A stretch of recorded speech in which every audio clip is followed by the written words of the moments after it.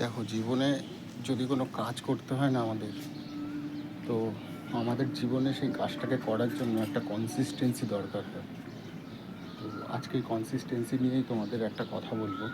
Hello and welcome to উদ্বোধন। আশা করছি তোমরা সবাই খুব ভালো আছো। গত কয়েকদিন ধরে আমি কোনো ভিডিও দিইনি বা দিতে পারিনি, তার কিছু কারণ রয়েছে। এসএসসি জিডি নিয়ে আমি বেশ কয়েকটা ভিডিও বানিয়েছিলাম। আমি সেই কনসিস্টেন্সিটা বজায় রেখেছিলাম, তাতে আমার বেশ ভালো ভিউজ এসছে। আমি যখনই আমার কনসিস্টেন্সিটা ডাউন করেছি তখন থেকে কিন্তু আর ভিউজ আসেনি। এটা গেল একটা জেনারেল কনসিস্টেন্সির উদাহরণ। এবার এসএসসি জিডিতে যারা যারা ফিজিক্যালে যাবে, এসএসসি জিডির ফিজিক্যাল কিন্তু অনেকটাই হার্ড অন্যান্য এক্সামের থেকে। কেন বলছি? অন্যান্য এক্সামে তোমার 1600 মিটার থাকে 6.5 মিনিটে, 1600 মিটার থাকে 5 মিনিট 45 সেকেন্ডে। আর্মিতে তো কোনো টাইমিং নেই, তবুও যারা প্রথমে ঢোকে তাদের নিয়ে না আর্মির থেকে। আমাদের এসআইয়ের জন্য থাকে 800 মিটার 3 মিনিটে, এবং রেলের গ্রুপটির জন্য থাকে 1000 মিটার 4 মিনিট 15 সেকেন্ড। তো এই যে ফিজিক্যালগুলো রয়েছে, এই ফিজিক্যালগুলো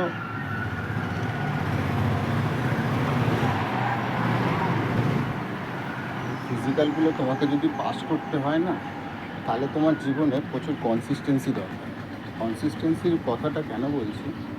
যদি ধরো তুমি মনে করো যে আমি প্রথমে কয়েকদিন যাব, তারপর আর যাবো না, বা এখন অনেকে দৌড়াচ্ছে মাঠে, অনেকে ভাবছে কি রেজাল্টটা বেরোক তারপরে যাব, হবে কি হবে না, হবে কি হবে না, এই হীনমন্যতায় ভুগবে অনেকে। অনেকে কনফিডেন্স পাবে না। কিন্তু যেই ছেলেটা কনসিস্টেন্সি দৌড়েই যাচ্ছে, তার নাম্বার কম থাকা সত্ত্বেও না সে ডাকটা পেয়ে যাবে, সে ডাক পাবে। এবং তার যে কনসিস্টেন্সি, সে যেভাবে দৌড়াচ্ছে তাতে কী হবে, সে পাসও করবে।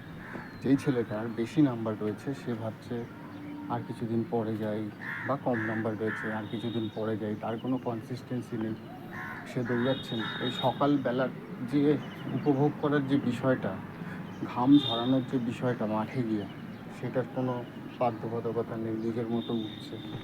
তাদের কিন্তু এই পরীক্ষাটা ক্লিয়ার হতে খুব খুব অসুবিধা হয়ে যাবে।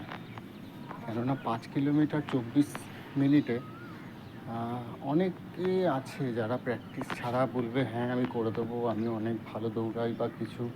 এটা কিন্তু 1600 মিটার নয়, মানে 1 কিলোমিটার 1 কিলোমিটার আর 600 মিটার সেরকম কিন্তু নয়। এটা 5 কিলোমিটার, একটা কনসিস্টেন্সি দরকার।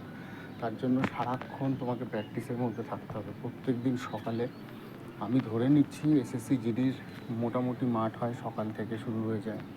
তো সকাল থেকে যদি মাঠটা শুরু হয়, তো সেক্ষেত্রে তোমাদের কিন্তু, আমার মতে, আমি জানি না, আমি ভুলও হতে পারি, আমার মতে সকাল 6টা থেকে দুপুর 11টা 12টা অবধি কিন্তু মাঠ চলে এসএসসি জিডির ক্ষেত্রে। তো এই টাইমটায় যদি আমরা প্র্যাকটিসটা করি নিজেদের মাঠের জন্য, তো আমার মনে হয় সেটা না বরঞ্চ ভালো হবে। তোমরা যদি সকালটা নাই দেখো, এই সূর্যটাকে যদি নাই উপভোগ করো, তাহলে তোমরা কীভাবে ভাবছো যে আমি এক 1 মাস 2 মাস দৌড়ে আমি পাস করব ফিজিক্যালটা? অনেকে এমন আছে দিনের পর দিন দৌড়াচ্ছে, পাস করতে পারছে না, শুধু একটাই কারণ, তার কনফিডেন্স লো এবং সে কনসিস্টেন্সি মেনটেন করছে না।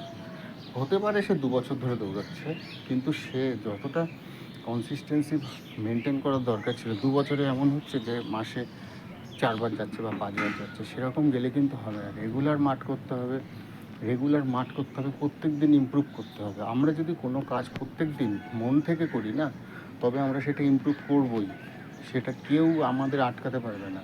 তো তোমাদেরও উচিত এখন থেকে, যেহেতু দেখো জিডির অ্যান্সার কি বেরিয়ে গেছে, সবাই অ্যান্সার কি দেখে নিয়েছো, তো এই কনসিস্টেন্সিটা মেনটেন করতে পারো এখন থেকে।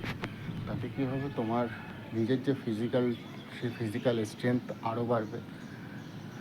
নিজেদের বডিতে একটা নেওয়ার বিষয় থাকে যে আমার বডি ক্যাপাসিটি কত, সে কত নিতে পারবে, সেটা নেওয়ার বিষয়টা আরও বাড়বে আস্তে আস্তে। তো এইভাবে তুমি তোমার যত ইমিউনিটি বাড়াবে মাঠে গিয়ে, তত তুমি অন্যান্যদের থেকে কিন্তু এগিয়ে থাকবে মাঠে গিয়ে।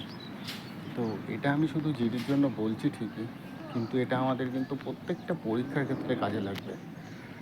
তুমি যদি কনসিস্টেন্সিটা মেনটেন করো তবেই তোমার হবে। আমি আমার কথা বলি,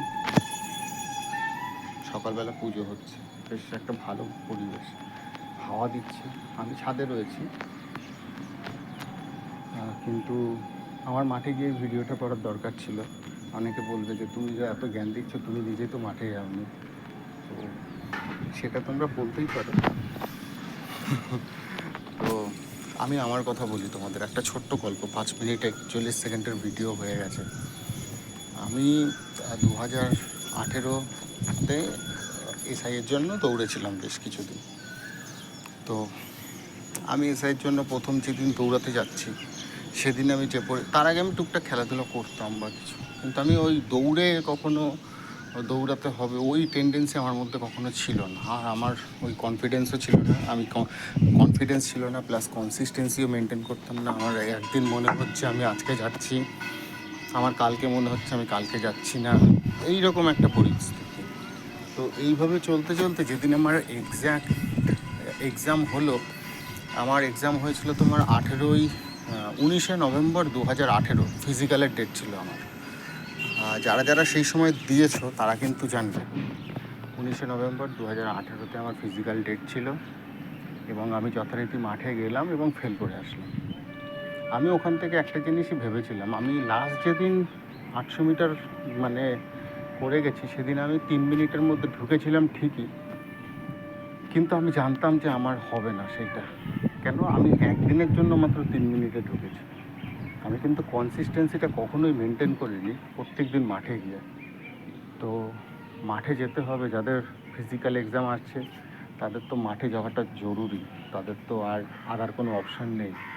আর রাজ্য সরকারের যে চাকরি বাকরির পরিস্থিতি, তাতে করে সেন্ট্রাল গভর্নমেন্টের এক্সামকে টার্গেট করা আমার মনে হয় বুদ্ধিমানের কাজ। সময় থাকতে এটা যত তাড়াতাড়ি বুঝে নেবে তত তোমাদের পক্ষে মঙ্গল। তো এইটুকুই আজকের জন্য। অনেক জ্ঞান, অনেক কিছু বললাম আজকে। ভালো থেকো সবাই। আর যে কাজটাই করছো না কেন, যদি দৌড়াচ্ছ তাহলে কনসিস্টেন্সিটা মেনটেন করো, যদি পড়াশোনা করছো তাহলে রেগুলার পড়াশোনাটা করতে থেকো, মানে প্রত্যেক দিন একটু করে ইমপ্রুভ করার চেষ্টা করো, তাহলে দেখবে তুমি অন্যদের থেকে অনেকটা এগিয়ে থাকবে। তো চলো, টাটা, ভালো থেকো সবাই, পড়াশোনার মধ্যে থেকো। খুব শিগগিরই তোমাদের সুখবর আসুক। অল দ্য বেস্ট সবাইকে।